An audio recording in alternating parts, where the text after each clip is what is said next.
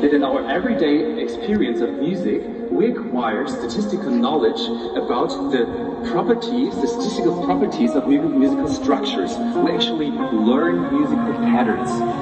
And this knowledge may create expectations. And these expectations may turn into emotions.